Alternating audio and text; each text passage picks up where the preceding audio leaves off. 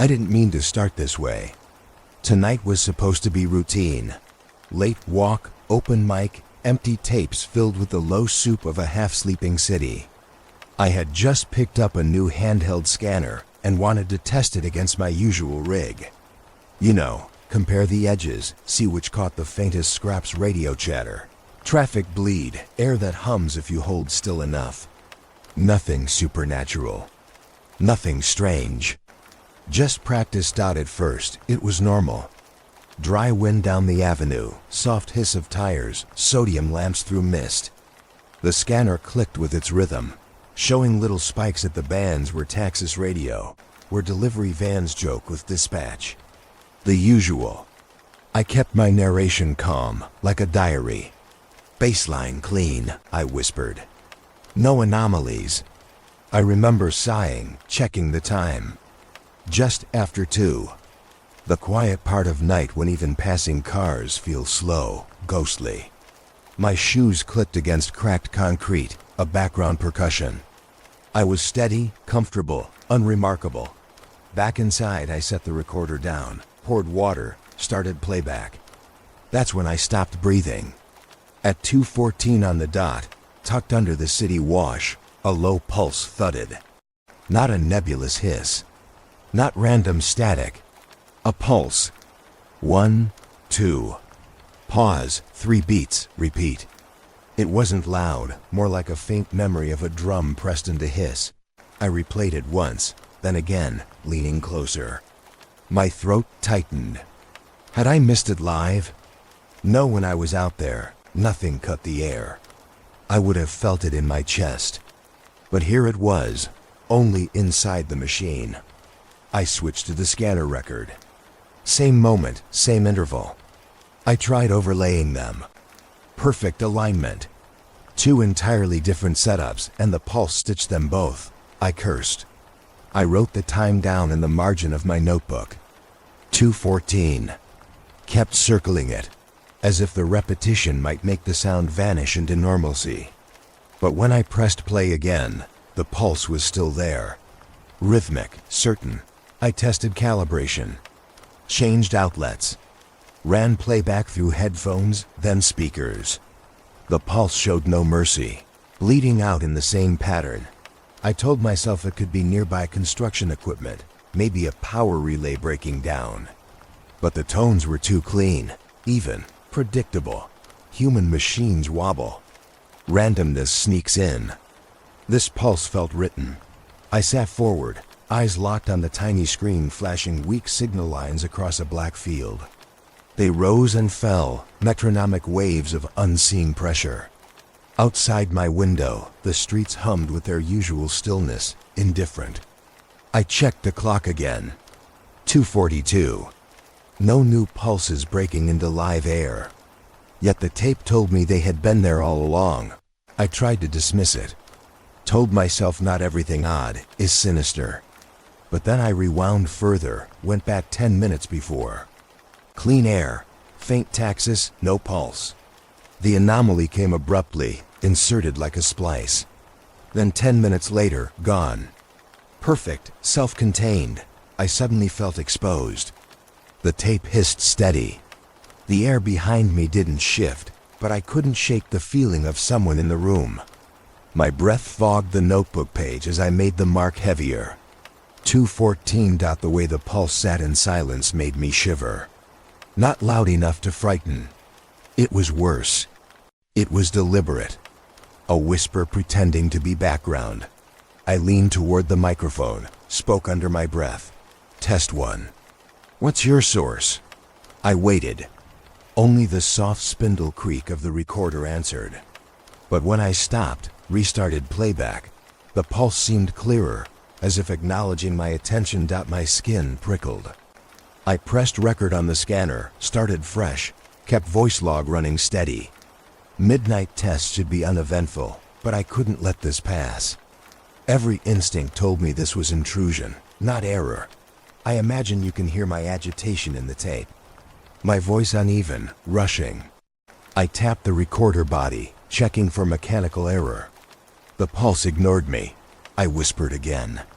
Who hears this besides me? Silly question, but silence pressed heavier after. For the first time, I doubted whether this was safe to follow. Still, I tried to triangulate. I held the scanner near windows, near wiring, even near my chest. The line held steady no matter where I moved. Not stronger, not weaker. Almost as if the origin floated untethered, embedded in the act of recording itself. The rational part of me said, corrupted chip, mild interference, nothing big. But it repeated with mechanical exactness. 7 beats apart, 19 cycles, then reset. Tricks of machines don't perform like rituals. I rubbed my eyes. My brother used to joke with me about chasing ghosts across bands of static. But this didn't feel like a joke. The tiny green LED on the scanner pulsed faintly at nearly the same rhythm. My chest tightened with something close to dread. The city was quiet. Outside, a night bus sighed to a stop. But in my room, the tiny device ticked out patterns, as though answering a call I hadn't placed. I scribbled another note. 214 initial. Now 254 continue. I scrawled the word deliberate, underlined twice. When I pressed both devices together, handheld scanner against voice recorder, the sound bled across. Channels so violently, my monitor buzzed.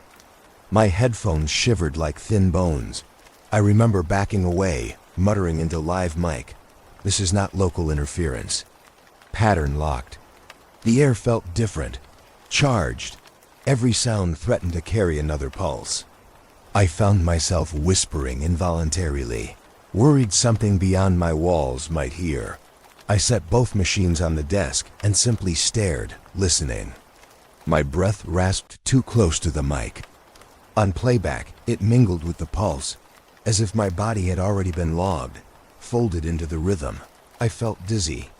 I gripped the edge of the desk. The tape clicked inside the recorder, an innocent plastic sound, but it made me flinch. I asked again, why isn't anyone reporting this? Louder now, almost angry. No reply, just repetition. Pulse, pause, pulse. I wrote down another line, proof logged, dual device. No denial possible. My throat ached. I whispered, if no one else reports this, then I will. And with that breath, I promised myself aloud I would trace the source.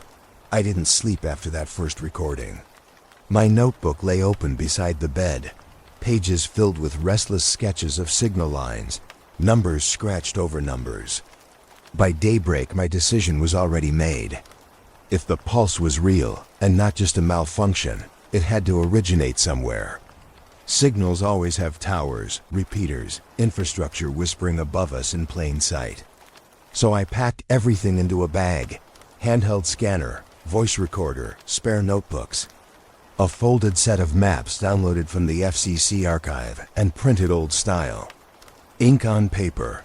The morning air carried the sour reek of rain on asphalt as I set off toward the first broadcast tower on my list. It was one of the tallest in the borough. Steel lattice rising stark against the pale sky, fencing around its base topped with aging cameras. I flipped open my map as I walked, showing listeners the shaded triangles marking licensed coverage zones, filings pulled through years-old FOI requests. Each band accounted for, each frequency documented. None allowed for the narrow slice where the pulse thrummed against my recorder. Standing by the fence, I lifted the scanner and turned it upward. You can hear the click and sweep across channels. Routine crackles, dispatch chatter, a burst of sports radio, a prayer service faint through static. Clean, no low pulse. I waited, patient, describing the birds wheeling around the rusted crossbeams. When the air seemed silent enough to trust, I shut my eyes. Then it came again. Weak, but still there, phasing just beneath the hiss. Not centered on the tower, more like trailing me from somewhere unseen. I didn't mean to start this way. Tonight was supposed to be routine. Late walk, open mic, empty tapes filled with the low soup of a half-sleeping city. I had just picked up a new handheld scanner and wanted to test it against my usual rig. You know, compare the edges, see which caught the faintest scraps. Radio chatter. Traffic bleed. Air that hums if you hold still enough. Nothing supernatural, nothing strange.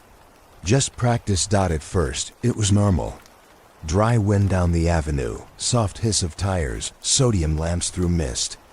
The scanner clicked with its rhythm, showing little spikes at the bands where Texas radio, where delivery vans joke with dispatch.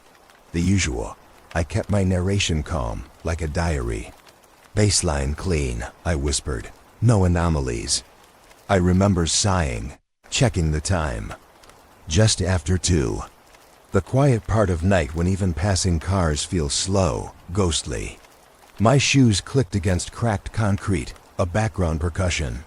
I was steady, comfortable, unremarkable. Back inside, I set the recorder down, poured water, started playback. That's when I stopped breathing.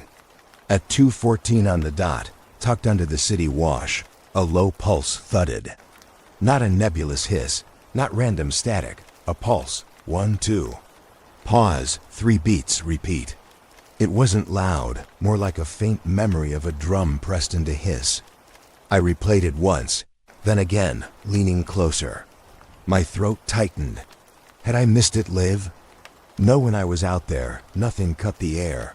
I would have felt it in my chest. But here it was, only inside the machine. I switched to the scanner record. Same moment, same interval. I tried overlaying them.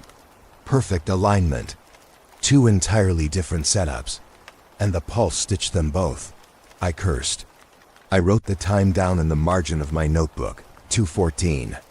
Kept circling it, as if the repetition might make the sound vanish into normalcy.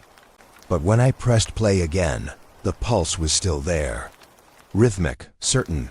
I tested calibration, changed outlets. Ran playback through headphones, then speakers.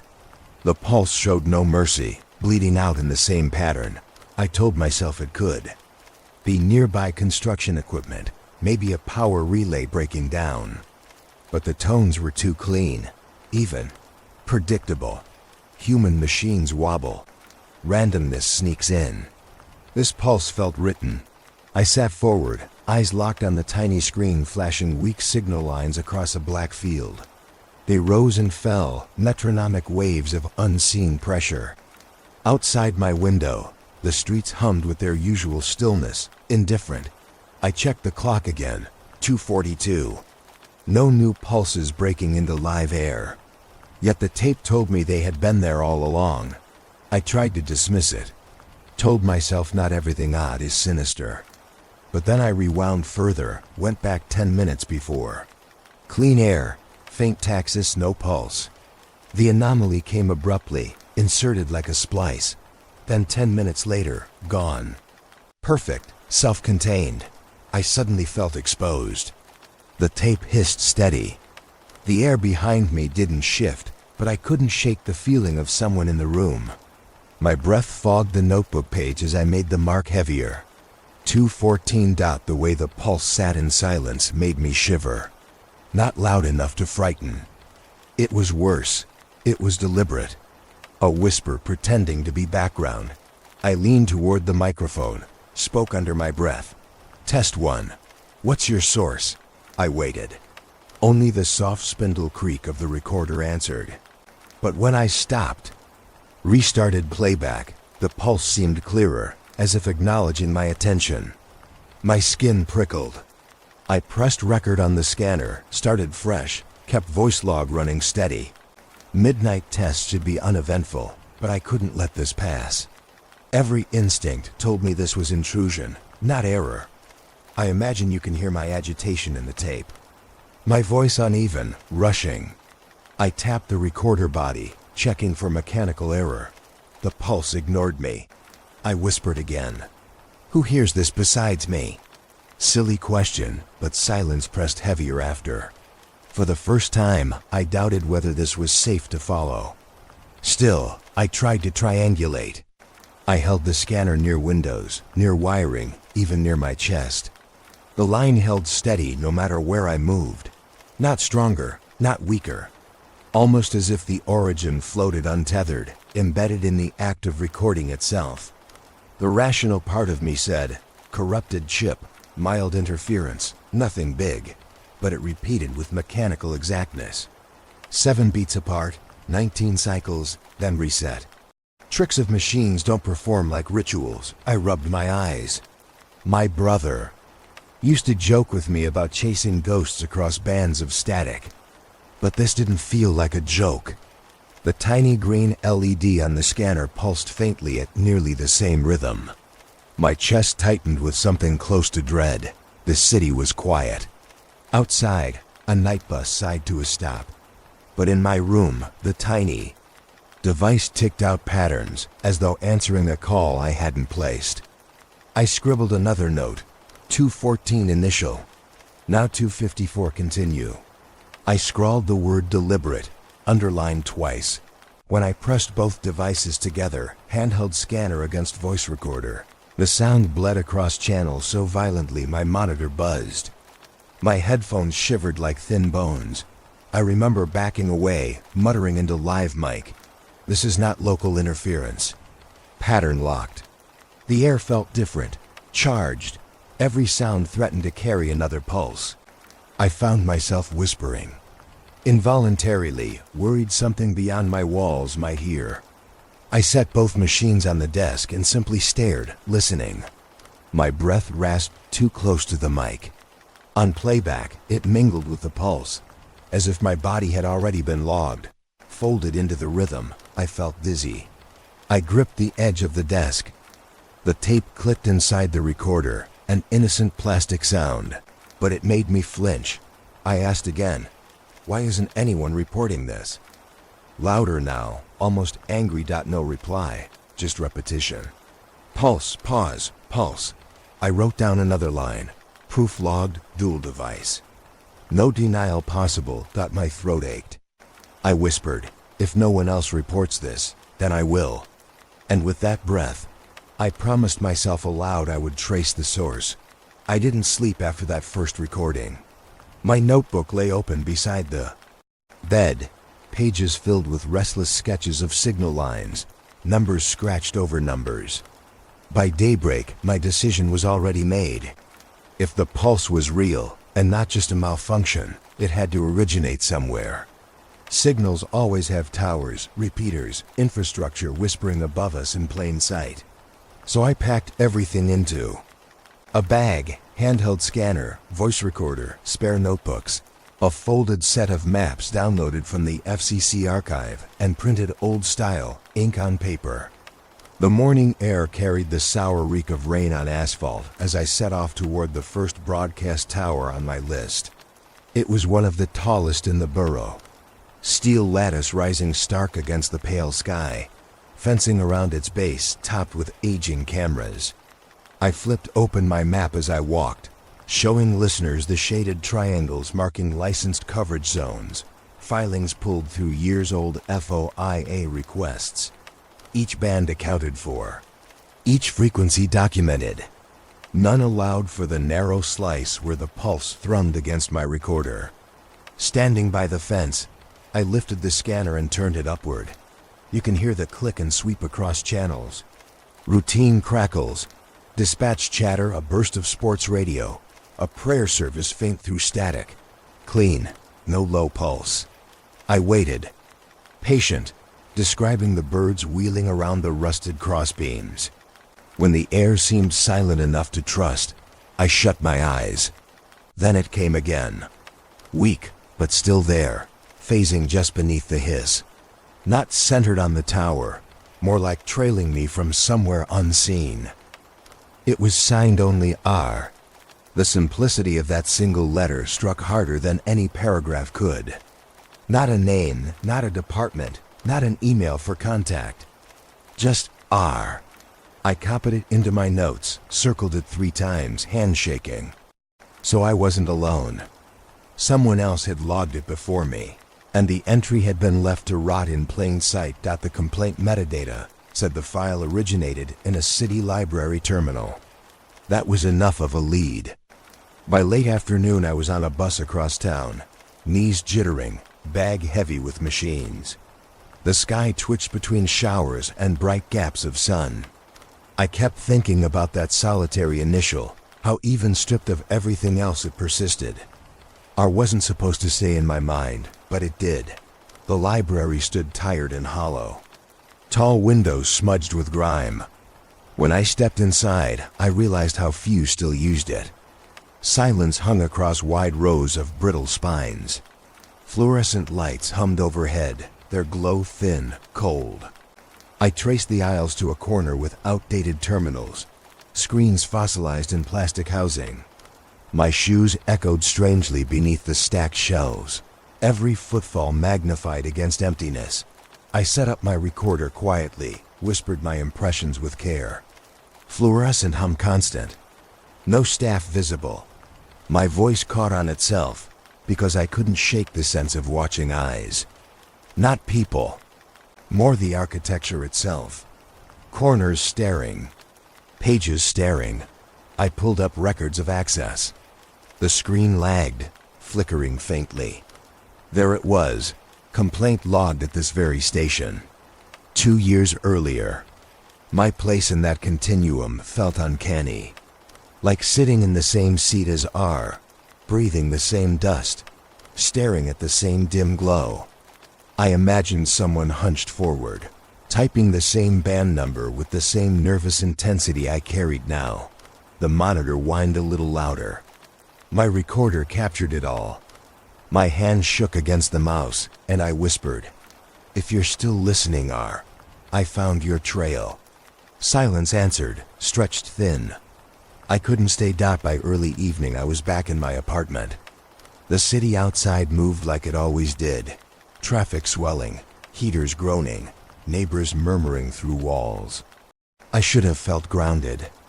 But while unloading equipment onto my desk, the distortion surged without prompting. The scanner flared, bars ticking higher. The recorder hissed sharp, clipped. When I hit play, the pulse exploded louder than before, jagged, like it had followed me home, furious I had looked too deep. Then came something worse.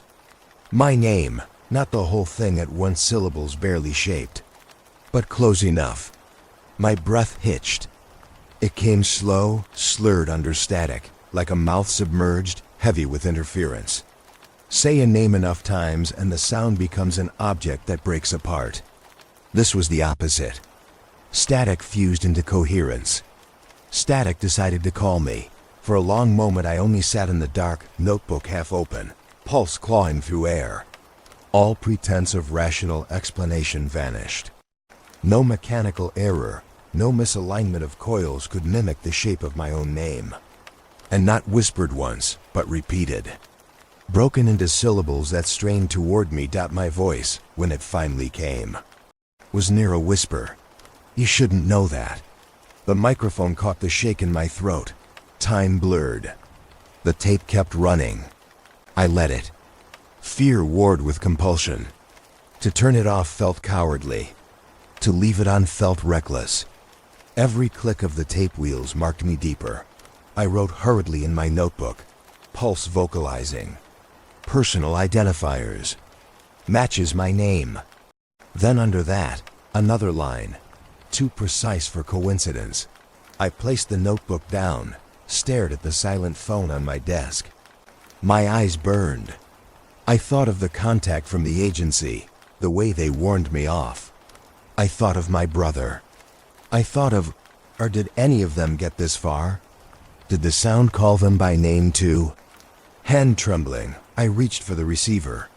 Hovered there. Didn't dial. Just touched cold plastic as if weight alone could pull me toward action. And then I stopped. Recorder still buzzing alive, my own breath ragged in the low light. I didn't know who to call, or if calling anyone would make things worse. I stared at the phone until my hand cramped. The pulse still lingered in my head, pronouncing syllables that weren't supposed to belong to static. The desk lamp hummed faintly. My breath sounded too loud. Finally, I dialed a number I promised myself I'd never use. The line clicked 3 times before a voice answered. Familiar, flat. A contact from the agency. We had crossed paths during an unrelated project years ago. One of those professional exchanges that linger because they carry weight. I hadn't heard from them in seasons. I began cautiously, telling them I'd logged unusual distortion on 2 separate devices, consistent across recordings, archived back 40 years. Silence pooled at the other end. Then the clipped reply, "Every part of the spectrum is accounted for." I explained again, slower, my words too careful.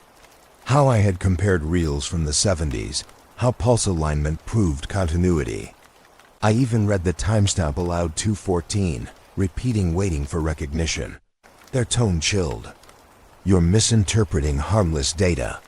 Each word landed mechanical, as if rehearsed. They told me not to pursue it further, that interference like this always has mundane explanations. Their voice was meant to soothe but sharpened instead. I pressed. Asked if anyone else had logged something similar. Static hissed faint through the receiver.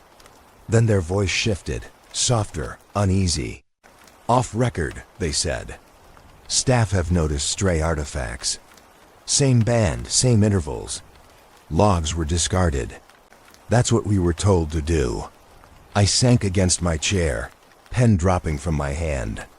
Their admission lined up with everything I'd lived the past week. A quiet truth wrapped inside official dismissal.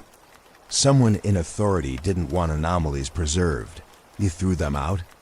I asked. We were told to. Their pause thickened. Some things don't need archiving. I closed my eyes. What doesn't need archiving is often exactly what matters most. My throat felt tight as I thanked them, though the words came hollow. The distance between us stretched. They warned me again, voice lower now, not to push. "Curiosity has costs," they said. "There are reasons we keep silence." Then a soft click ended the call.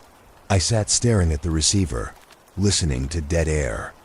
The recorder still spun, catching every second of my broken breathing.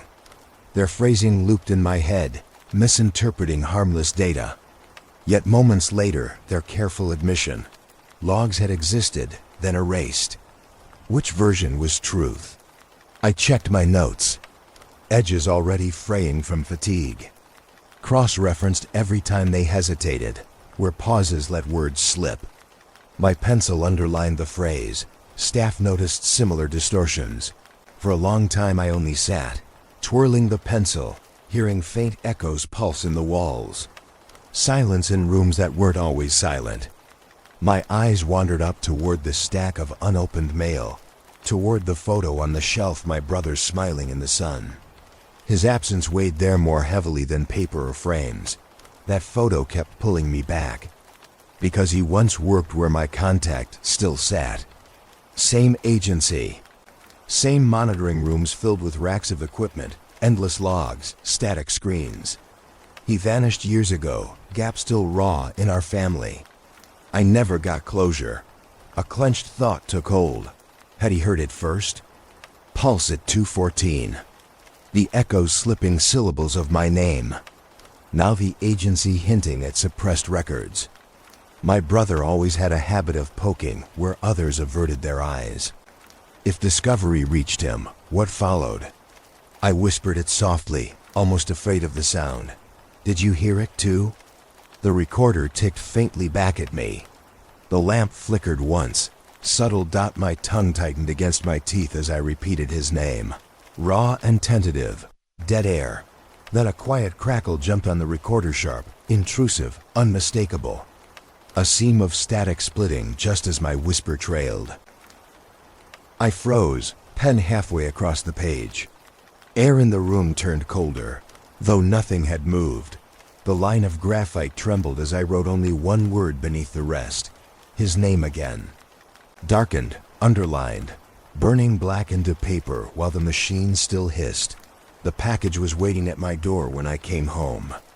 No label, no return address. Just a thin cardboard box softened by the damp air of the hallway. I carried it inside with both hands, afraid that even the weight could tell me something I didn't want to know. It wasn't heavy. Lighter than a stack of notebooks. Still, my palm sweated against the tape as I peeled it back. Inside lay a small recorder, battered and unfamiliar. Not store-bought. A burner, stripped clean of identifiers. No brand markings, no serials. Just scuffed metal and edges worn smooth. Beside it rested a folded notebook, spine cracked, paper crinkled to brittle. The smell of dust and something sharp hit me as I lifted it free. I remember whispering as I opened the first page. Someone had filled it with sketches, sharp peaks and valleys stretched into jagged arcs. Spectral markings. My heart pressed against ribs because I recognized them. They mirrored the pulse I had logged at 2:14. Same rise, same fall, same gaps numbered in careful strokes. Whoever R was, they had kept vigil on the signal far longer than me. I turned another page and another. Columns of numbers scrolled down, each date tied to shifting weather, storms, wind, clear nights. Signal strength mapped against natural conditions. The implication was brutal in its bluntness. This wasn't wild air. Someone was testing, conducting experiments in plain silence, using storms as veils. The paper rasped as I flipped forward, my recorder live, catching every crackle of turning sheets. I whispered commentary, voice low, brittle. They tracked it for years. Each spike accounted. My words fell into the air heavy as stone. I no longer sounded like myself, more like a man narrating someone else's ruin. Midway through, I found hand-drawn grids of the city. Streets overlapped with fine pencil lines where pulses had peaked. Weather notes scrawled in margins. High wind amplifies, heavy rain dampens. Crosshatch here, circle there. Whoever kept these logs was mapping not just sound, but movement. My skin prickled as I stared at a page nearly identical to my own notes. Different handwriting, same patterns. The past pressed against me as if I'd been drafted into someone else's obsession. I could almost feel R sitting at a desk, pencil poised, scribbling with the same urgency, doubt flooding their veins. The intimacy burned. Deeper into the notebook, entries blurred into something closer to confession. Brief lines fragmented, signal adapting. Not natural attenuation. Pattern seems aware. The words trembled against the margins. Whoever wrote them had known the same fear gnawing at me now. I turned to the final pages slower, my fingertips dragging flakes from corners ready to dissolve. And then I found a note, different than the rest. Slanted handwriting pressed hard enough to gouge. A warning. The ink darker, stroke stiffer. Do not let it run too long on open tape. I froze. My hands clenched tight around the notebook like I might drop it. The recorder at my desk rolled on, capturing my short, uneven inhale. The words on the page glared up at me, oppressive in their simplicity. Someone who had chased the same thread had felt compelled to leave this behind as the last thing written. I whispered, not sure to whom. What happens if it runs too long? My voice cracked in the quiet. As if answering, the scanner on the table flickered faintly, a green LED pulsing once. I leaned back, every muscle stiff. How long had I already let it spin unchecked in my apartment? How many hours caught loops of pulses scraping walls no one else could hear? The idea of exposure had always lingered in theory. Now it glared tangible, written down by someone who left no return address. Fear tightened around me like cords. I imagined air itself thickening, pressing down. Prolonged exposure, did it mean infection of thought? Did it mean the room itself could change, memory warped until I couldn't recognize where I sat? I shut the recorder suddenly, cutting my voice mid-breath, hand shaking so hard the button clicked against plastic. Silence rushed in heavy, suffocating. As though the machines themselves sighed at being silenced, the notebook lay open before me, final words etched deep. I stared long at the gouged paper, heart pounding, certain that if I left it running a second longer, I might have invited something I couldn't drive back out. I signed the rental slip with fingers stiff from lack of sleep. The technician barely looked at me while handing over the microphones. Heavy, long-cased, sensitive to pressure below what ears should detect. I thanked him softly, though words felt strange. The chill of the metal case traveled through my hands as I carried it out into the thinning daylight outside. Clouds gathered low, heavy as slate. The walk to the riverfront tower felt longer than usual, every step weighed down by what I carried. I told myself this was science, not fear. But fear threaded each thought anyway. At the first sight, the bridge where trains rattled across steel supports, I unpacked the microphones. Their weight made my arms ache. I mounted them against the railings and described what I saw. Rusted bolts sunk deep, a long sweep of iron bones echoing into the distance. I pressed record. At first, nothing. Ordinary noise. Passing cars, pigeons fussing overhead. Then, as I stood still and let the tape roll, a pressure collapsed against my ribs. Subsonic, not sound but vibration. I leaned on the railing, whispering through the mic. My voice wavered. Feels like the world itself is speaking under me. I gripped steel to keep balance. Each breath staggered, shortened by something unseen. Air felt thicker, as if lungs had to press harder for oxygen. My teeth rattled faintly, small tremors not my own. The longer I stood there, the more I felt the hum weaving, slow, deliberate. Beneath ordinary city noise, I packed quickly, chest burning as though I'd run up a flight of stairs. Notes scrawled with shaking lines, infrasound consistent. Physiological disruption.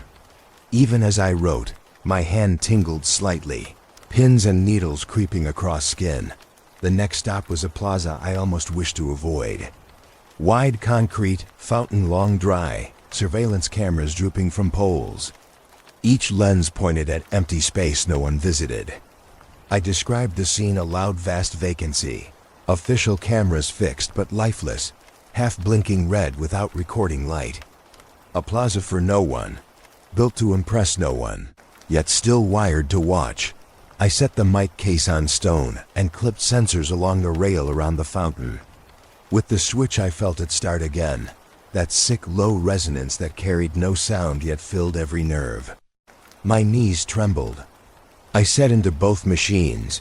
Feels like standing inside a throat. The plaza stretched wide around me, yet I felt enclosed, roofed by vibration pressing down as tight as ceilings. Breath came shallow again. My narration faltered. Words broke into fragments between gasps. I remember forcing myself not to stop, not to abort the capture. My mouth felt dry, lips pasty, as though moisture itself had been drained by hum alone. When it grew unbearable, I staggered back, ripped cables loose. The silence when sensors died struck sharper than sound. I bent over my knees, head hanging, sweat slipping cold at my temples. Into my handheld recorder I confessed, it's not just noise. It's inside the body. On the way back, I couldn't resist testing at one more site. Under the shadow of the closed station whose reels I had taken. The doorway sealed by rusted chains. Even here, sensors buzzed alive. The pitch was absent to ear but surged across display like invisible surf. I leaned into the mic. The resonance hollowed my voice, each word shivering. This place hums like bone. By night my bag felt heavier from burden, not weight. In my apartment, I lined tapes along the table, forced myself to listen. At playback, thin hisses layered under silence. Then, woven through low oscillations, I heard it. Not random tonality. Not natural resonance. Something human disguised in subsonic folds. A whimper. Then a break in tone, like a sob strangled half away. I froze, headphones tight against my skull. Played it again, louder. It returned clearer. A series of sighs rising and falling, not machinery at all. I whispered into live mic, weeping, faint, threaded in hum. I sat for long minutes. Wet palms stuck to notebook pages. Then another truth sank cold, playback identical, even after re-scrubbing from raw file. The sound had been there all along, hidden inside waves. My head felt hollow listening. I rubbed temples until skin felt raw. Because something unsettled deeper. The tone, that edge of whimpering, it had timing suspiciously close to breathing placed between mine. I asked out loud, voice quivering, "Is it on tape, or is it in me?" Silence answered. Only hum persisted, feeding itself without form, and I could no longer tell the difference. I spread the notebooks across the table, tapes stacked high, machines wired together in a mess of cables. Each capture played through speakers one by one, hiss after hiss, pulse after pulse. Hours vanished while I compared, rewound, slowed, spliced. At first it was nothing more than patterns, but then I noticed a subtle drift. Where my voice brushed against the hum, the pulse seemed to respond. Not louder, not obvious, but aligned, as though noting my presence. I leaned close into the mic while playback ran. Spoke softly, almost without meaning. "Hello." On the tape afterward, I replayed the same moment.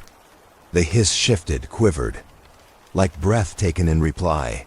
I tried again, whispering words at random, then pausing for air.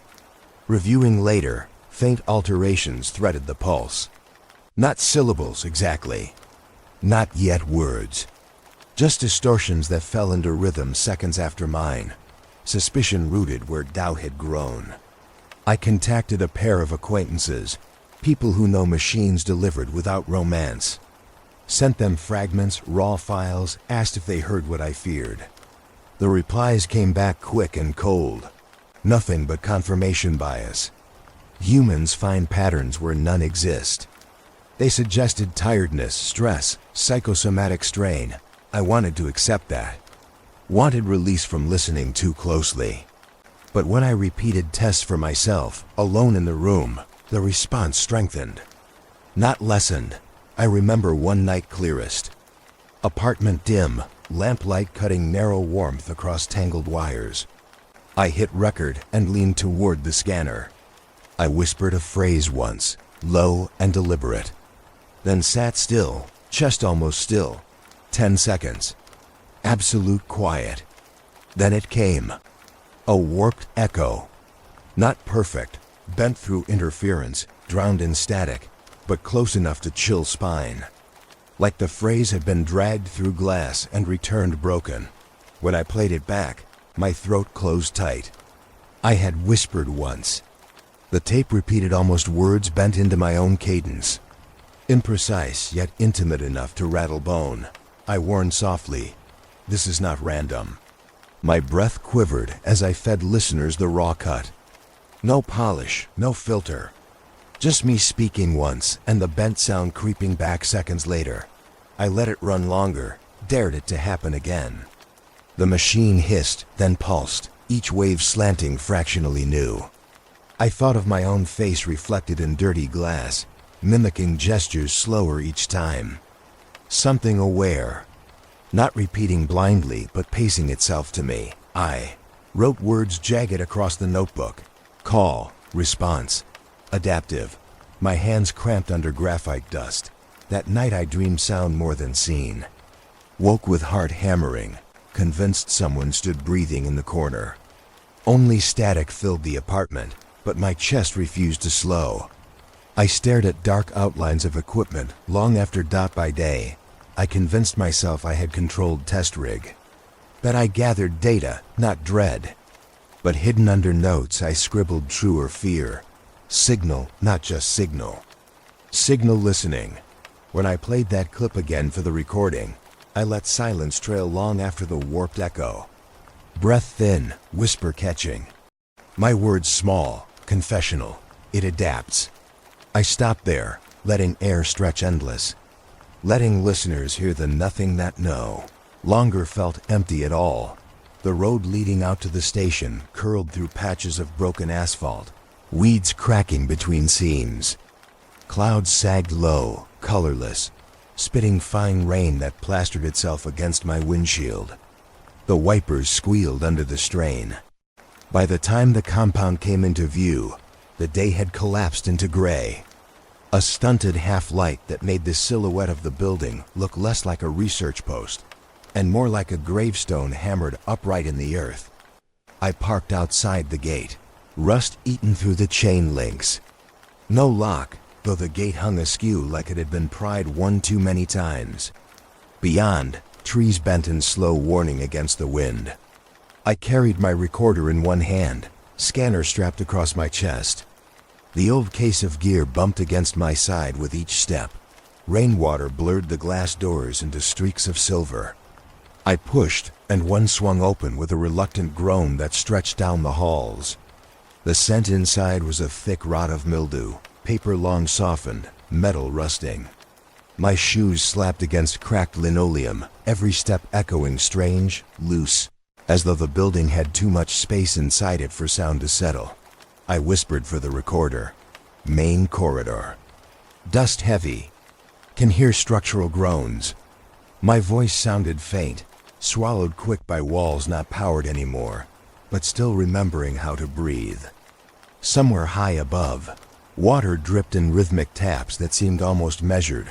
Rooms peeled off on either side, labs abandoned, desks overturned, cabinets open with files strewn like dried leaves. In one office, a wall calendar still hung, corners curled, frozen on a month in 1983. I let the microphone linger there as if time could translate through magnetic tape. Then I kept moving deeper. The scanner at my chest flickered alive. First low, then rising, lines jittering spasmodic, impossible. Power was dead, breakers long gutted. Yet here it was, registering furious spikes, bands thrashing as though the building itself sang. I pressed a palm against cold concrete, feeling nothing but chill dust, and still the meter screamed. My heart tightened its tempo, each beat loud in ears already ringing. I whispered through grit teeth, signal stronger inside. No network, no reason.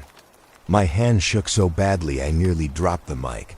Further in, down another corridor, I found a wide room dull with damp. Shelves lined its back wall, stacked uneven with reels, the kind once used for voice logs. Fat magnetic spools, preserved in battered cardboard. Their labels were handwritten, curling in faded ink. I crouched close, reading each. Dates scrawled from the early 80s, specific days circled. My chest hollowed when I recognized them.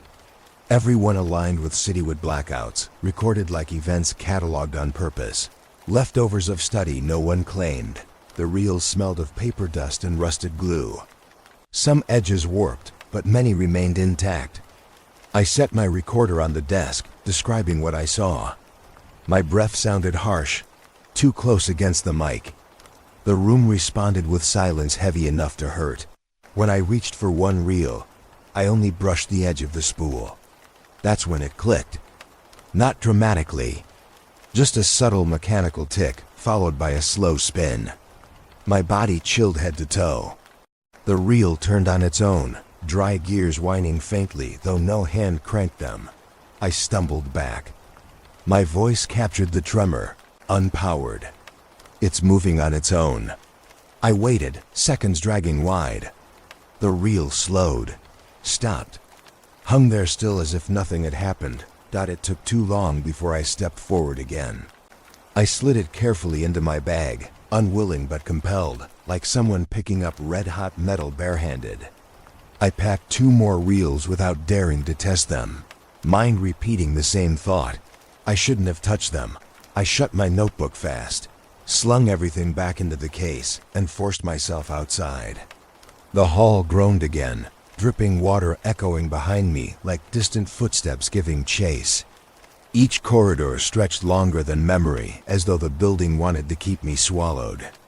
My pulse hammered inside my ears, almost indistinguishable from that damn rhythm I'd scrawled countless times in margins.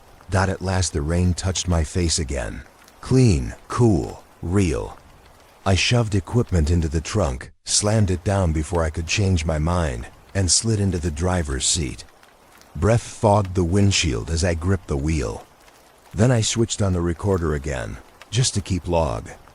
My words rattled, station compromised, Reels retrieved.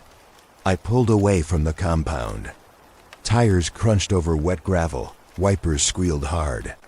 The recorder hissed gently from the passenger seat. For a few minutes, only rain patterns filled the car. My shoulders loosened, barely then it came. A faint tapping, muffled, from the trunk. Not from the road or tires, measured. 1, 2, pause. Then again. A sound I knew too well, pushing itself through metal and rain. My breath fractured on tape before silence swallowed everything else. I laid the reels on the desk under the lamp, their cardboard edges flaking onto my hands. My apartment felt too small for them, as though their weight expanded beyond matter. I threaded the first reel into the deck, breath shaky, the spool creaking as magnetic tape wound on. The room filled with hiss dry and ancient. Pops of dust. Ordinary decay. Relieved, I logged it and moved on. The second reel clicked into place. Its label dated July 1982, though the ink had bled into blurred strokes. I hit play, recorder live. What came out crashed through my chest, a voice. My voice not perfect. Warped, reversed in places, rearranged. But undeniably mine. Words I had whispered only days ago, caught here as if buried in tape older than me. My throat seized as I leaned closer. Rasping phrases spilled out my own confession about the plaza, rearranged into ghostly cadence, sentences bent but unmistakable. I stopped the reel, stared at the tape quivering on spindles. I told myself it was coincidence, tricks of pattern recognition, but I already knew better. I rewound, played slower. Each word formed more clearly, until the harsh overlay of distortion folded back enough for meaning. There it was, my own voice accounted for, line by line. I whispered into my log, it shouldn't be possible. My hand covered my mouth. What played next felt worse, words I hadn't spoken yet. They were mine, same tone, same strained break of breath. But the sentences were different. They described moments I hadn't lived, confessions I hadn't yet made. It didn't sound like pre-recorded remnants. It sounded ready, like prediction already coded. The thought hollowed me out. What if this wasn't an archive, but an anticipatory mirror, shaping itself around me in advance? I played this section on loop. The distortion beneath swelled, and with each pass my real voice aligned closer. Layer on layer, until only slivers of difference remained between the me at the desk and the me trapped on tape. Impossible overlaps screamed in my ears. I spoke aloud just to test whether live and recorded cadence fused. They did, the tape answering with precision terrifying in its intimacy. The room warped around the sound. I whispered narrations into my handheld just to mark each sensation, voice rising thin against pulse. The tape overlaps me. It's closing in. My fingers dug into the desk edge, knuckles pale. The reel unspooled relentlessly, chuckling out more shards of myself, until even the silences mirrored. Pauses I made were anticipated on tape half a second before I breathed them. My body shook. For the first time I realized the distortion's intent might not be to communicate at all, it might be to replicate. I cut power, reel slowing to lifeless halt. Silence punched back into the room, sharp as glass. My chest sawed for air.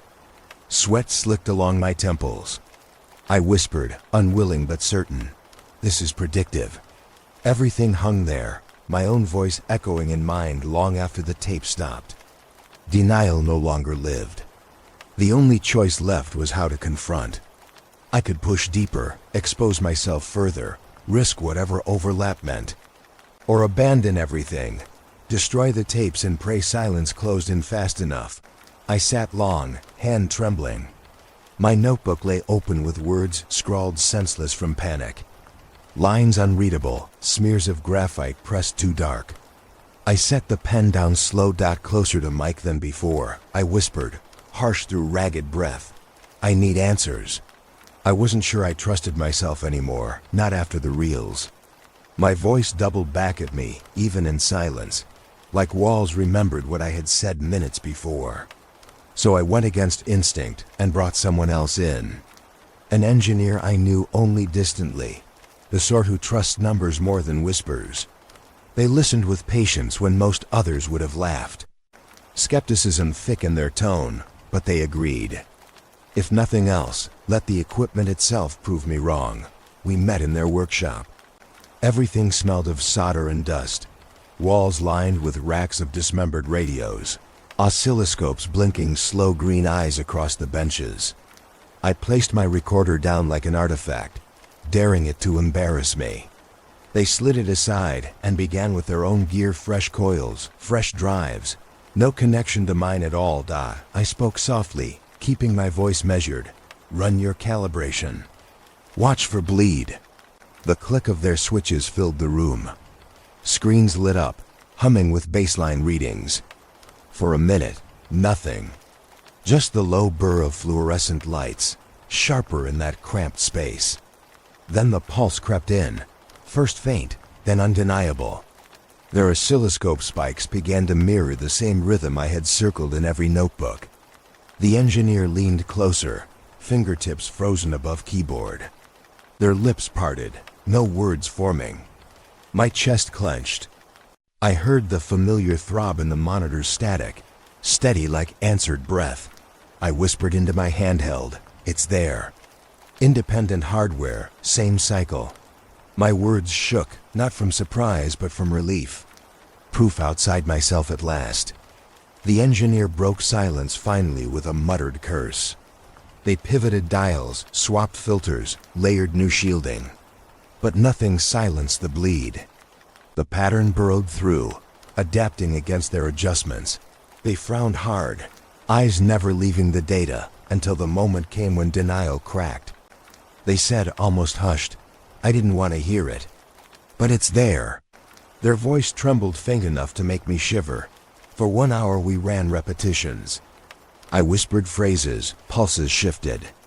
They watched signal bend toward my cadence, saw waveforms quiver in response.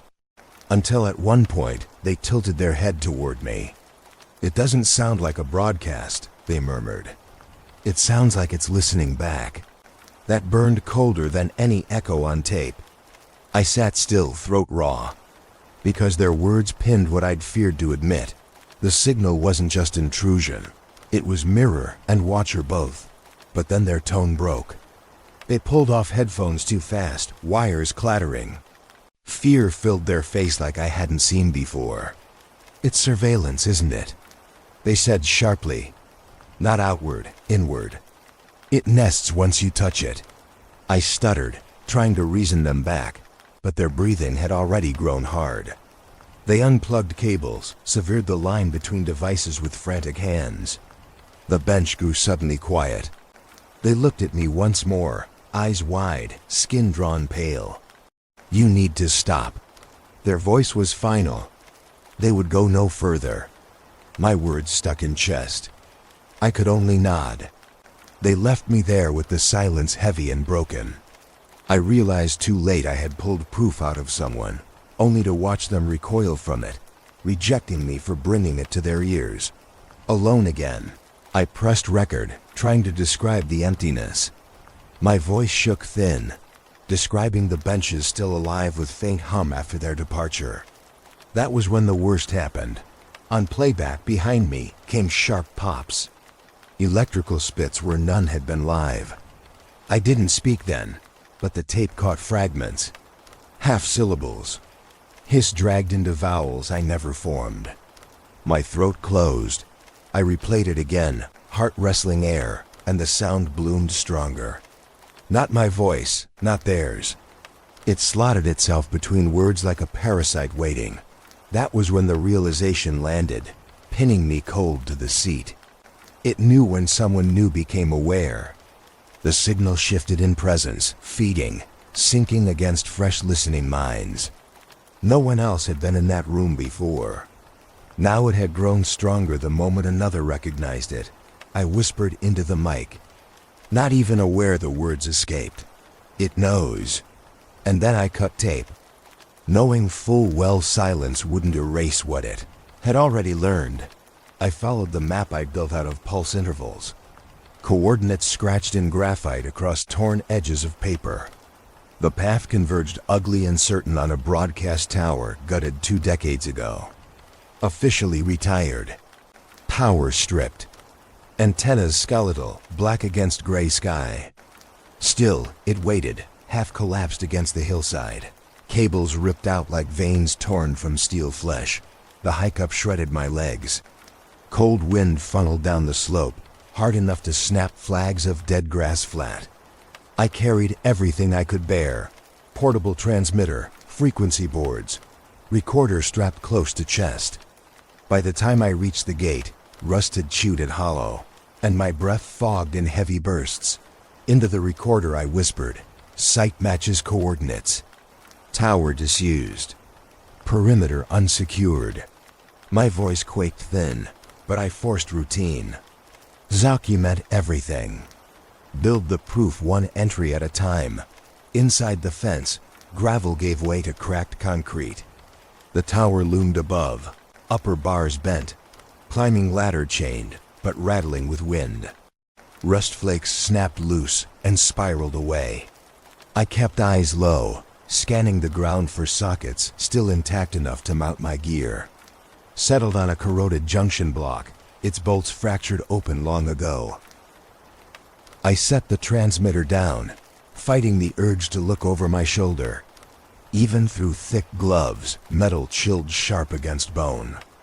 Grass hissed along the slope. The air carried absence deeper than silence. It carried expectation. I dialed frequency to match intervals. Same band I'd logged for weeks. Connected leads. The transmitter lit faintly, hummed thin. My scanner monitor at once jerked upward, spikes rushing alive across its glass surface. I lifted mic near mouth, steadied breath. Calling source. Band recorded at 214, repeated intervals. My words whipped into the wind. For a moment, only answering hush. Then equipment groaned with hiss. Broad static ripped through like a tide-tearing reef. The needle surged red, then collapsed hard into zero. My pulse raced in rhythm, like the broadcast itself was mocking any reach for reply. I tried again. Voice louder though throat trembled raw. Repeat request. Is anyone transmitting? The wind roared in longer howl, scrubbing syllables as they left. The gear spat once, high shriek clipped short. Only static spilled back, 3 more attempts. Same collapse. Meters leapt, climbed, flared, then guttered out each time like flames smothered. I crouched low, forehead pressed into my palm. Into tape I said, "Failure." No confirmation. Response absent. Each word cracked thinner, cold, cut deeper as I packed wires, fingers stiff, knees aching against concrete. It felt stupid, humiliating. I had dragged myself across miles, bled hours into notes, only to be answered with void. My voice on tape sounded small as child's. Nothing. Nothing but noise. I fumbled with case latches ready to stop. Steadier this time, voice whisper low, ending test. No return, no. Then it came so faint I doubted it. Half swallowed by static, stitched jagged in distortion. But clear enough my breath locked in chest. A voice fragment, fragile, but real. My brother's name. I gasped loud into tape, equipment rattling as my hand jerked back. For seconds I could only breathe hard, staring at screens that had leveled into calm, as if nothing had happened. But the syllable replayed sharp in my skull, impossible to mistake. His name, clear dot the recorder captured silence after, broken only by the sharp shock of my intake of air. I should never have played it again. I told myself it was just one syllable, a fragment dragged through static, nothing more than chance aligning scrap into meaning. But it wasn't. It was my brother's name, alive in that hiss, waiting. I pulled the reel through digital transfer, carved the slice into loop, and set the speakers wide across the desk. One word only, again and again, low at first, then louder as if volume might stretch it into certainty. Each cycle made my stomach knot tighter. At first the syllables strained, broken in distortion. I leaned closer, headphones clamped at skull, hoping clarity would rise if I gave it enough passes. But instead the sound warped. Soon clicks thickened into growl, rich with undertones that hadn't been there the first. The name fractured. The pulse underneath sharpened like teeth. The equipment trembled. My amplifier popped faint at the seam. Lights dimmed once, then again, shadows stretching too long against walls. The pitch swelled, heavy and ragged like hot iron dragged across glass. I yanked the volume knob down, but the waveform wouldn't shrink. Levels jumped red without cause. I whispered into the handheld. Voice breaking. Feedback accelerating, signal growing unstable. My ears rang almost metallic. Another pop cracked the room, and one speaker coughed black smoke. The reek of plastic set my throat raw, burned wires filling the air with acid stink. My hands shook as I dragged cords free, but not fast enough. Another device failed. The monitor snapped off in a pale hiss, leaving an afterimage seared in vision. Hum deeper than machine's capacity rumbled through the desk. I slammed the next power switch down. Still it screamed faint, alive after current was gone. I staggered back, barely finding balance. Apartment light dimmed to bruised amber, bulbs whining as if current itself fed the signal. My chest hitched for air. I shouted into log. Devices failing one by one, the loop is feeding outwards. Into circuit. My words cut with static, even on live playback. The last speaker rattled. Plastic cracking along seam, until finally it died in one long sigh of smoke. The silence that followed was sudden and almost sickening. No more feedback. Just the stench of overheated wiring. My ears buzzed wide, phantom pulse still hitting bones. I sat down in darkness, recorder trembling in my hand. I whispered, barely audible, because anything louder felt dangerous. That almost set fire to the room. My breath bounced back at me like it didn't belong. I waited. Expected another syllable to chew into the quiet. But nothing arrived. Only silence inside walls damp with chemical smell. Silence not natural but charged, as though static still hummed behind drywall with no device left to house it. I knew then I had come too close. That pursuit of clarity had invited something larger. My brother's name had been bait, and I had pulled it until it poisoned every machine around me. I whispered thinner. Voice dragged shut by fear. I can't risk reckless repeats again. I buried myself in records again, this time not technical. Not spectral charts or frequency logs, but human files. Newspapers scanned into brittle archives. Obscure community bulletins half dissolved in cheap ink. In the margins of those pages lay absences too painful to ignore. Missing persons. Descriptions clipped and formal, but each line swelled with pain. People gone without trace. No evidence of struggle. No cause determined. At first, the connection seemed stretched. Different neighborhoods, different years. I made lists only to cross them out, telling myself I could not invent patterns. But then the clustering surfaced. Certain sites repeated. Districts aligned with listening posts, once run by the very agencies now pretending silence. Former stations, some already collapsed, others locked under rust and wire mesh, appeared across the notes again and again. Around each station, a handful of faces had gone missing. Dates brought clarity sharper than I wished for. Every case, when laid against the notebook I had been given, and the reels labeled long ago, aligned with surges. Storm-cloaked evenings, summer blackouts, winter days when sky spat sleet against satellites. Each disappearance mapped onto peaks in the signal's recordings. I remember whispering into the mic, voice low and ragged. Noise has a body count. The words drained me as soon as they left. Proof no longer lived only in waveforms.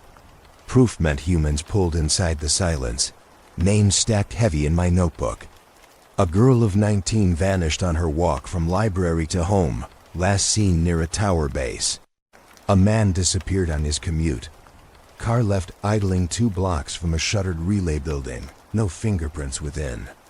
3 children lost during a storm, shepherded indoors, yet never left the stairwell of a housing complex shadowed by another decommissioned lattice. The cold factuality of each file bled into the next, building a hollowed truth too heavy to bear dotting down the list, an ending that had already scarred me, my brother's absence. Each account mirrored his. All blank aftermath, no witness, no explanation anyone could bear. The correlation staggered me. He wasn't just exception. He was one of many folded into the same quiet. Every crack in my voice on tape proved how unbearable the thought carved itself inside me. I sat in darkness with names spread across the desk, whispered each into the recorder like eulogy. Their syllables stumbled, my throat catching every few words. I wanted to give them shape again, to call them back from silence, if only for tape. The microphone trembled in my hand as I breathed name after name, spacing them with pauses brittle as glass. For seconds after, stillness filled room. But then, soft, unbearable, something else shifted. Not through headset, not through speakers. My own ears caught it behind my voice. A faint chorus. Breath layered under breath. Multiplied syllables forming low as if all the whispered names had returned at once, weak and broken. I snapped my head up. Nothing visible in apartment. Only dust swirling in lamplight. I hushed my own breath, pressed lips to keep lungs silent. The air still carried undertone of crowded people all whispering together. Overlapping in one aching draw, I recoiled. Checked tape after. Played that segment through again, desperate to validate. But playback yielded nothing but flat static, innocent and blanched. No return chorus. No layered haunt. Only my thin listing of names fractured by trembling. The absence carved deeper dread than confirmation. Because if my tape failed to preserve it, then whatever answered had belonged only to my body in that one moment. To my ears alone. Not storage, not machine. Present, I whispered half into silence, half into log. Not anomaly. Not accident. It consumes. My mind gnawed at the thought, sick with realization that the tape hissed faintly, honest in its blankness. But silence no longer sounded safe. Each thin hiss felt like open mouth waiting. I pressed stop, but dread had already settled brutal in chest. For the first time I understood the scale. Evidence didn't speak of mystery anymore. It spoke of hunger. My brother was not the first. He would not be the last. It was past midnight when the maps finally aligned. I had sat hunched for hours, notes from R's notebook layered against my own, backlit by monitors running spectral analysis too fatigued to render clean data. Yet the moment came. Intervals plotted against each other, storm dates against absence of power in grids, complaints stacked against my current files. At last, the scatter revealed pattern. The towers were not dead. Decommissioned, yes. Stripped for scrap, yes. But not silent. Their bones reached skies still pulsing beneath the ambient hum of radio traffic. Hidden under camouflage, slipping between legal bands. Only visible if you subtracted one interference from another and listened through storms. I said it aloud. Voice trembling into recorder, the network never went down. Even whispering made my lips dry. Paranoia inflamed each syllable. I feared the words themselves would draw attention from the dark. Still, I left my apartment, notebook under my arm, scanner jittering live. Streets empty at that hour, orange lamps spitting faint arcs across wet pavement. I trekked toward the nearest tower.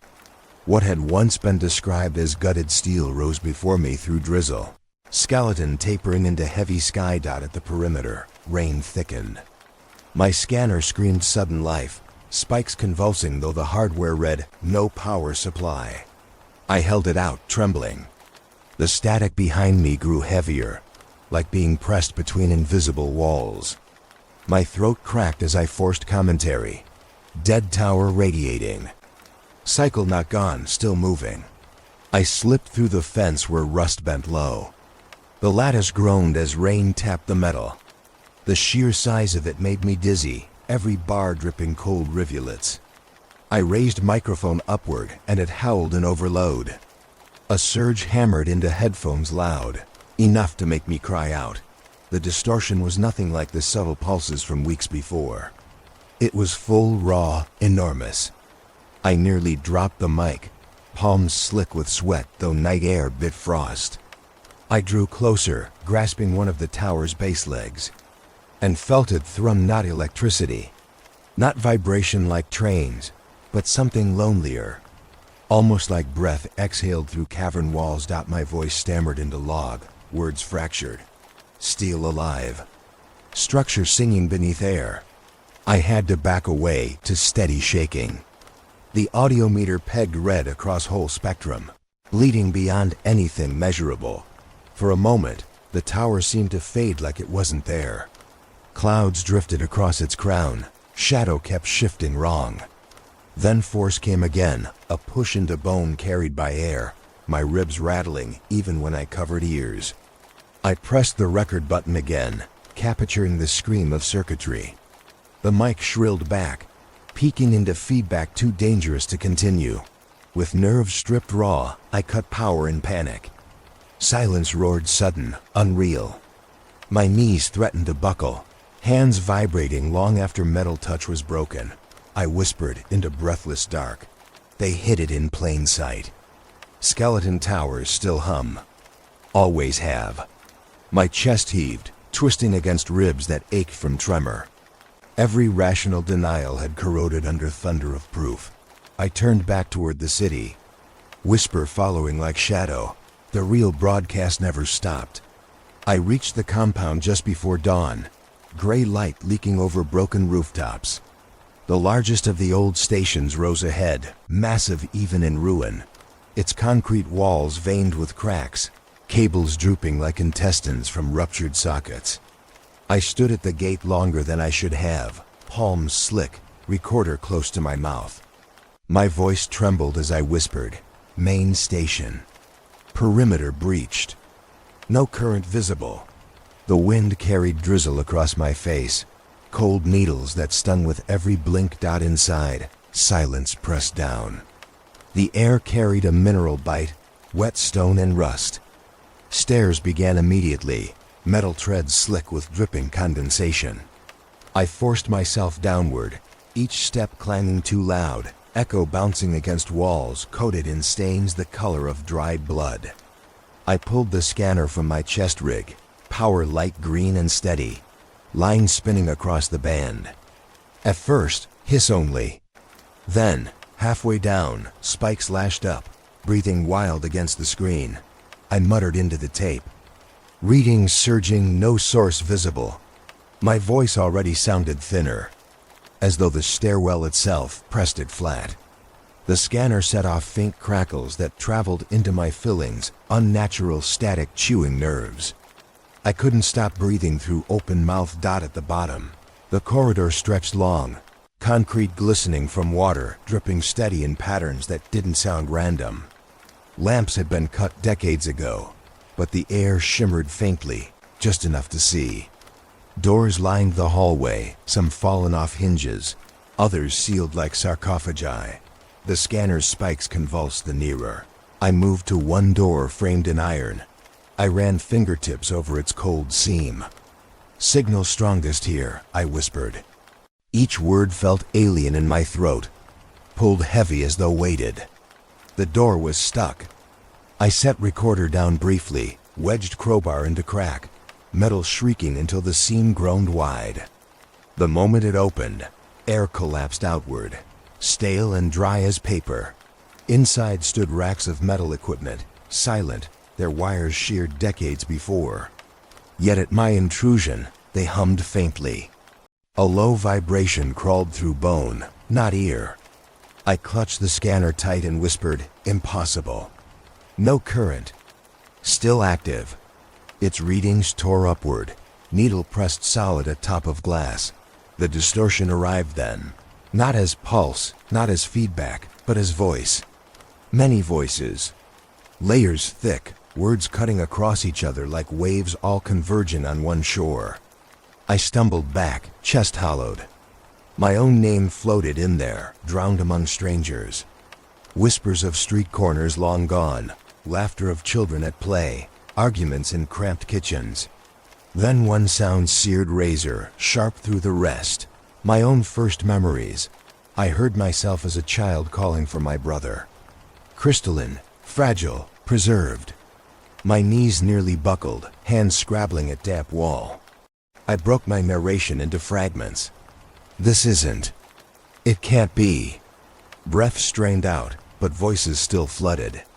Old songs from my family's car radio, my mother's hushed bedtime stories, the cough of my father during winters. Every moment I had thought private, forgotten, poured back in distorted mirror. The tape spun steady, catching each stammer. I whispered again, furious, terrified. It's holding memory. Not just mine. Everyone's. As if confirming, the voices rushed larger, a crowd pressing through static. They spilled indistinguishable, shoving so many tones together that my head swam. Sweat crawled. I thought of the missing. Had they been folded into here, broadcast into endless loop? My own sentences layered back at me. Words from prior logs, echoed exact, carrying my current breath under them. Hearing myself twice shattered focus. One voice narrated now, another recollected then, phrases colliding. I gripped recorder, pleaded under breath, stop, stop. But the room only hummed harder. Walls there wept with moisture, yet I swore I smelled ozone like air before lightning. Small sparks flicked around powerless racks. Screens dark, yet voices rang from them regardless. Voice cracked, I whispered final, near inaudible. The signal. It holds everything it ever absorbed. Every breath shuddered as my words became indistinguishable from the layers already inside. I left the chamber unsteady. Boots scraping concrete, hands numb from gripping steel too long. The door clanged shut behind me, but the layered voices hadn't stopped. They followed, not loud anymore, not echoing from racks. They sank inward. My head carried them. My own thoughts felt mic-checked, as though every fragment of language in my mind now played through an invisible monitor inches from my ear. I lifted the recorder, thumb shaky on the switch. My voice spilled out thin, brittle with fear. Behind that, new. A phantom track that bent each word I spoke, nearly in unison, but not quite. Breaths doubled back. Pauses echoed prematurely. You hear me, I whispered into the log, but you also hear it, inside. The second layer slipped beneath me, like a ghost tongue learning human speech. My chest burned. It wasn't confined to hardware anymore. Equipment silent, yet the resonance persisted as an internal broadcast. My notebook rattled under my shaking hand. Trying to scrawl notes proved impossible when even my silent inner sentences repeated, back in warped layers. Memory itself felt tapped, rerouted. Walking the hall back toward the stairs, I described images leaping uninvited into head. Old streets I hadn't walked since childhood. Jawbreaker candies glinting in a bowl my mother left out. The cough of my father exactly as it was in midwinter nights, conjured without warning. These weren't recollections I chose. They surfaced on rhythm, as though tuned by signal itself. I whispered, breathless, the border is falling. Lived life, tape sequence, they sound the same now. At 1.1, tried not speaking at all. I held silence, lips pressed tight. Yet my inner monologue didn't stay private. A second later, the recorder caught a faint breath, shaped like the thought I had refused to say. Speech no longer needed mouth. That was when I panicked most. My voice cracked as I confessed. Even silence is recorded. Even private thought. I pulled away microphone. pressed both palms into ears, but that phantom track echoed inside skull. Impossible to block, stairwell lights absent, but air fluoresced faint from some unseen source as I climbed back up. I narrated for proof, each word chased by faint twin, letting listeners feel what I felt, duality that blurred until truth itself faltered. The recorder clung steady to me, capturing confession raw and splintered. Outside, dawn etched across broken horizon, and cold struck harder. I gulped air sharp enough to slice lungs. Yet the dual layers did not fade. Wind carried its own static, and beneath my live voice, the phantom whispered, insistent, rhythm exact to breath. Fear gnawed heavier. If I could no longer tell which voice was mine, memory itself risked collapse. Would I still know what belonged to me, or would the signal rewrite those lines clean away? I sat on a slab of stone, mouth dry, eyes burning. I whispered one thought, deliberate, fragile, my brother. I waited. Seconds later, layered under my tone, the phantom repeated it with clarity, terrifying and tender. His name doubled back twice, overlapping perfectly. It was not random. It was purposeful mimicry, or worse, proof of resonance. My eyes stung. I could no longer separate grief from evidence. The question cracked, unanswerable. Had his voice ever left the world, or had it folded into this broadcast entire? I whispered into the recorder, breath fading thin. Maybe. He isn't gone. Maybe he's the signal now. I had grown sick of listening. Day after day, the distortion pressed against me, reshaped my voice, bent memory until it no longer felt private. I told myself that if it could infiltrate so deeply, maybe I could force it back outward, weaponize it. I spent a week rigging gear together, scavenged parts from ruined decks. Coils and amplifiers lined across my desk, wires tangled like veins.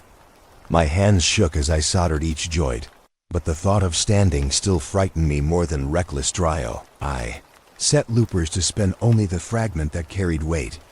The ghost throughput, the layer that whispered syllables back seconds too late. I shaped it into circuit, feeding pulse into amplifier far stronger than home should have tolerated. With microphone pressed close, I narrated, attempting controlled rebroadcast. If it lives in the band, broadcasting might expose its flaw. My throat dry, lungs heavy. I flipped the switch. Instant chaos. The hum tore outward with power far larger than I accounted for. Meters leapt vertical, red bleeding across glass. The walls shook, lights flicked twice, then dimmed to near black. Beyond my window, the entire block groaned, neighbors shouting as bulbs overhead blinked, power faltering across the city grid. I gasped into machine mic, power flickers. This isn't staying contained. Speakers howled next, their cones crumpling into impossible harmonics. The sound made no sense, higher than treble, lower than subsonics, notes that scraped inside marrow. I clutched headphones tighter, shouted into recorder, feedback cascading levels beyond safe. But my words broke inside the roar, doubled by phantom track rising angrier. Equipment snapped. Sparks spat from one coil.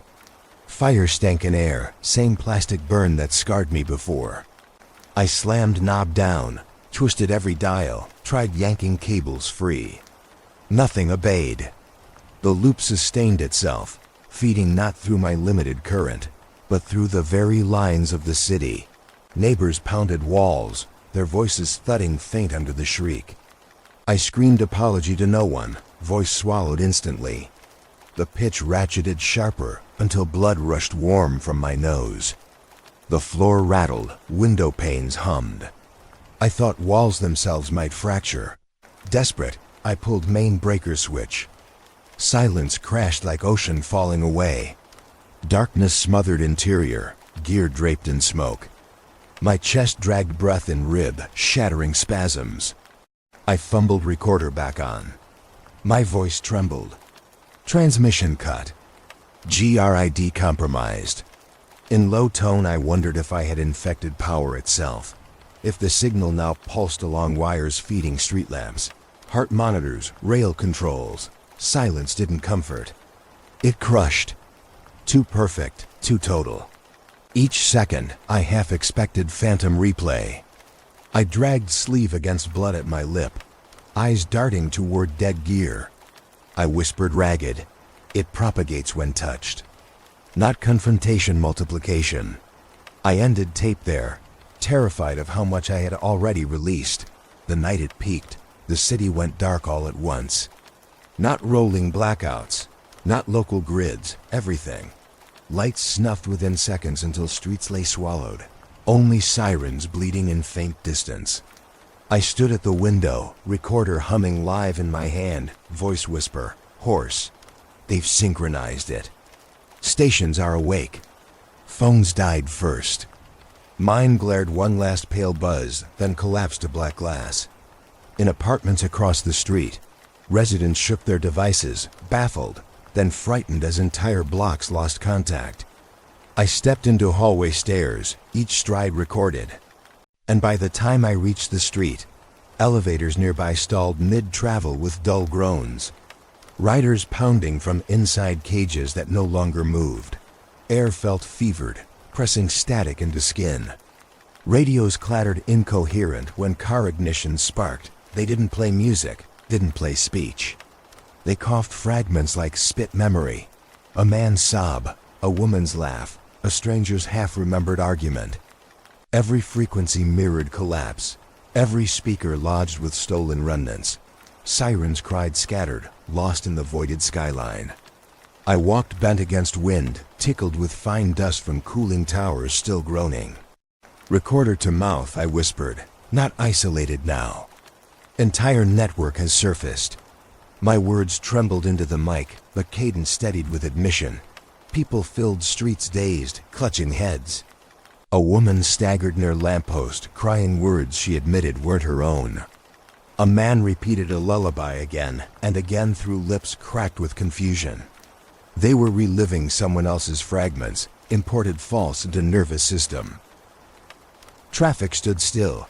Engines collapsed with alternators locked to rhythm. Streetlights burst alive again, but not stable. They flickered in pulse 3 beats, pause, repeat.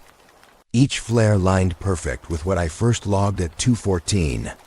I felt gut hollow as I whispered aloud, the signal is inside infrastructure now. Hides within grid itself. Institutions responded in chaos. Trucks rattled across intersections, uniforms barking clipped orders, but no one admitted cause. Reporters attempted broadcasts only for feeds to shred into nonsense. Emergency bands filled with interference until voices stitched broken. Outward silence, inward panic. I crossed district by foot, darkness broken by spasms of red light scatter. My mic caught every scream, every hum of ghost memory spilling into strangers. I kept voice steady, though fear clawed throat raw, telling record. This is no longer my search. This is no longer my brothers alone. This is cross-city occupation. The signal is host now. Each block closer to station, scanners convulsed. Their needles pinned against limits, impossible to measure magnitude. Pavement seemed to vibrate. I stumbled crossing Bridgewater below, churned like breath catching under stone. Voices pressed inside skull. Not one, but thousands interlaced. I bit tongue, blood salt on teeth, forcing narration still. Sighs beyond one life, one family. Larger than silence can disguise. Tears burned uncalled. Not mine, but drawn through head images of strangers' childhood kitchens, funerals. Half-lives folded into my mind with no consent. Every lamp I passed jerked, luminescent in thudding sync. Rhythm marking like war drum. Record hissed with overload. Yet I kept walking, heart sick, fear and clarity bound out at last station silhouette rose. Larger shadow among shadows. Fences warped, sky stamping down heavy. My voice shredded, stripped bare of any disguise. Main station. Must end it. My declaration coughed from throat dry as ash, but it was all I could say. No analysis, no delay. Recorder caught the breath where I forced once more. I'm heading there now. Whatever it takes. I reached the station through streets reduced to husks, each building a hollow box creaking under invisible weight. Lamp poles bent, wires sparking in lazy arcs. Cars abandoned at odd angles, doors open where drivers had fled. The air grew thicker with every step closer, infused with static that made skin feel insulated, like I carried a charge without contact. My shoes struck pavement too loud in absence of everything else. I kept the recorder steady, pressing words out of a throat raw with dryness. Central hub ahead. If this fails, no more. The gate hung open like a mouth. Inside lay concrete, ruptured by vines, walls weeping condensation, though sky above had long since dried to lead. My scanner howled, needle pinned hard to ceiling, unreadable. I left it useless in my bag. All that mattered now was tape and the confession I had carried too long. I whispered into machine, "This may be last recording." My own voice felt fragile.